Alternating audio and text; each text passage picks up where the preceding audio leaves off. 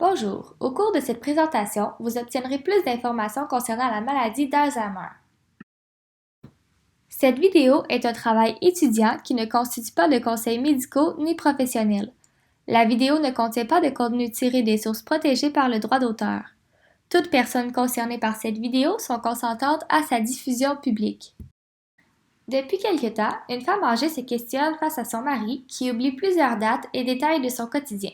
Suite à sa rencontre avec son médecin, un diagnostic d'Alzheimer a été émis.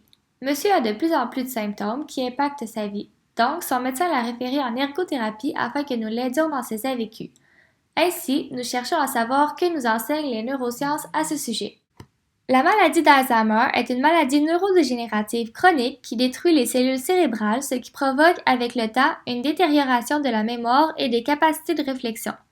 Cette dernière est irréversible et anormale. Elle ne fait pas partie du processus de vieillissement.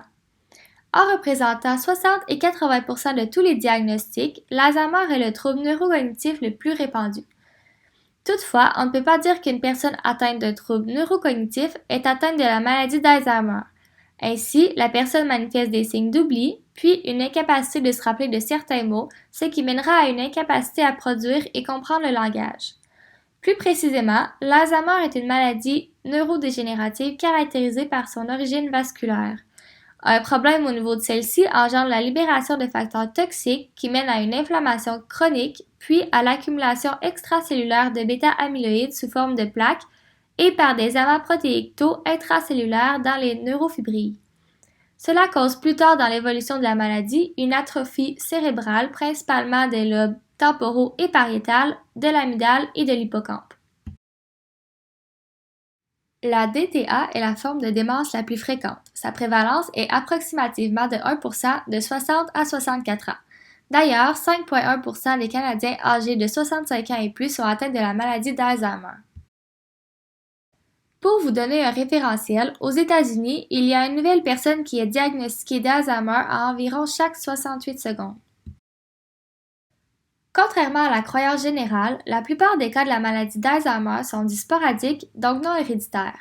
Ils sont donc plus susceptibles d'être multifactoriels. Concernant les facteurs de risque non modifiables, on retrouve l'âge, qui est le facteur de risque le plus fort, une grave blessure à la tête, un diagnostic concomitant de troubles cognitifs légers, la génétique et le sexe, qui n'est pas un facteur prédisposant, mais puisque les femmes ont une plus haute espérance de vie, elles sont plus enclines à développer la maladie. En effet, 2/3 des personnes atteintes sont des femmes. Pour les facteurs de risque modifiables, il y a les gens qui sont résistants à l'insuline, donc ceux qui font du diabète, ceux qui font de l'hypertension, ceux qui font de l'hypercholestérolémie, les gens qui ont une réserve cognitive basse, qui ne font pas d'activité physique, qui ont une diète non santé, une dépendance au tabac ou un niveau élevé d'anxiété ou de stress. Ces derniers facteurs est aussi en lien avec un déclin cognitif général plus rapide. En ce qui concerne les symptômes, il faut savoir que chaque personne est affectée différemment. Ces symptômes sont donc généraux et varient tout dépendant si une lésion cérébrale est située dans le système limbique, le lobe frontal, pariétal, occipital, temporal ou l'hippocampe. Il y a 4 principales catégories. La première inclut les facultés cognitives et fonctionnelles affectées par la maladie. De ce fait, les habiletés permettant de comprendre, réfléchir, se souvenir et de communiquer seront touchées. Cela apportera des impacts fonctionnels tels que la capacité à prendre des décisions, à suivre une conversation ou à accomplir des tâches simples. L'atteinte de ces facultés peut également être caractérisée par une certaine confusion ainsi que des pertes de mémoire. La personne peut ne pas être en mesure de reconnaître les objets ou les visages familiers. Au départ, c'est seulement au niveau des événements récents que cela se produira. Toutefois, la mémoire des événements plus anciens sera elle aussi affectée après quelque temps.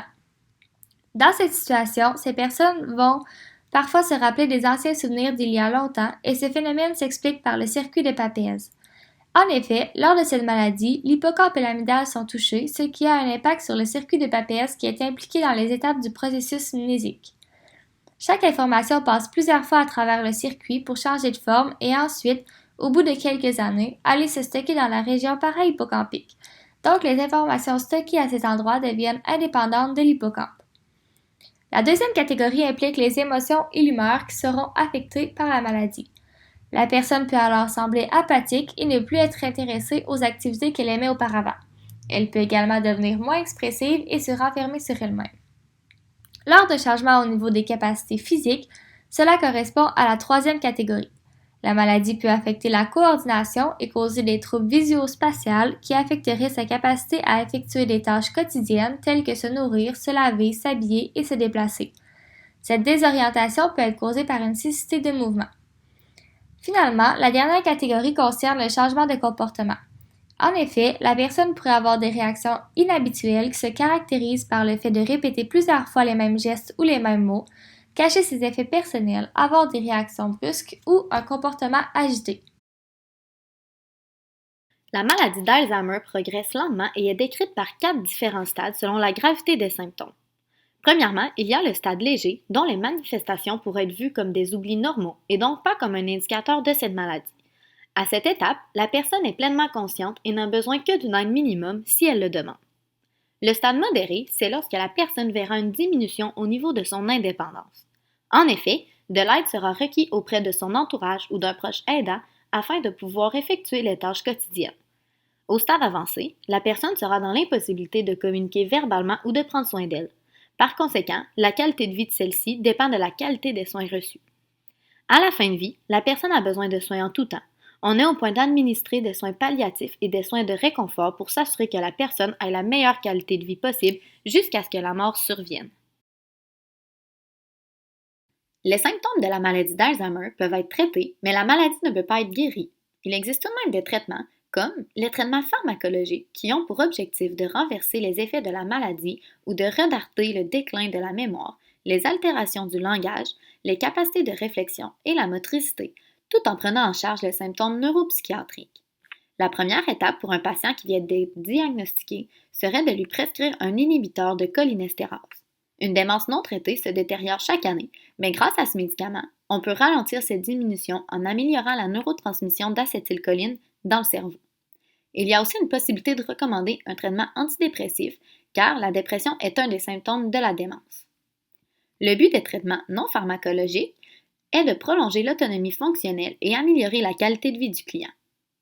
Il y a par exemple l'éducation, le soutien au patient et à son aidant, la facilitation de l'accès aux services communautaires, la modification de l'environnement et la stimulation du patient à travers l'occupation et des opportunités sensorielles. Plus précisément, concernant le soutien aux aidants, il est important de savoir que la présence de proches aidants est un atout important pour la personne atteinte, surtout dans le maintien à domicile. Toutefois, ce rôle vient avec une responsabilité énorme, ce qui peut causer un fardeau souvent sous-estimé. Effectivement, selon l'échelle de fardeau proche aidant, le poids de cette tâche administrée par les proches aidants a été évalué à en moyenne 2,6 sur 5. Les causes de ce fardeau sont entre autres le manque de temps pour soi, le nombre d'heures dévouées à l'aide pendant le jour et le nombre d'années que cela dure. Cette charge de travail est aussi augmentée par la prise de médicaments des personnes atteintes. En effet, les proches aidants doivent s'assurer que le client prenne chacun des médicaments prescrits et ce, à différents moments de la journée, sans oublier le manque de collaboration du client, parfois présent. Premièrement, l'adoption de saines habitudes de vie correspond à l'une des méthodes de prévention la plus efficace. La pratique d'activité physique, par exemple, aide à conserver une bonne santé ainsi qu'à réduire l'accumulation de bêta-amyloïdes. Toutefois, ces habitudes n'assurent pas l'absence de la maladie. Ensuite, il y a l'enseignement. En effet, il est important de comprendre la maladie pour être en mesure de la diagnostiquer le plus tôt possible. Un des plus grands mythes est la croyance que la démence fait partie du processus normal du vieillissement, en ne l'associant pas à une maladie possible. Par le fait même, cela retarde le diagnostic et le traitement. L'ergothérapeute joue un rôle important dans l'évaluation et l'intervention.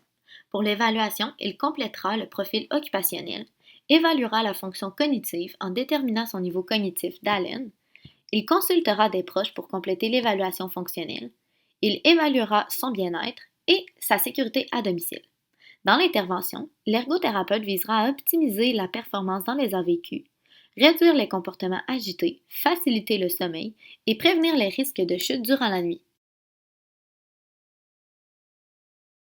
Pour conclure, en fonction des apprentissages sur les facteurs de risque, les symptômes, les stades de la maladie et les traitements en lien avec les neurosciences, le meilleur moyen d'intervenir auprès de notre client en tant qu'ergothérapeute serait de l'aider à optimiser sa performance dans ses AVQ et sa satisfaction face à ceux-ci en plus de trouver des stratégies compensatoires.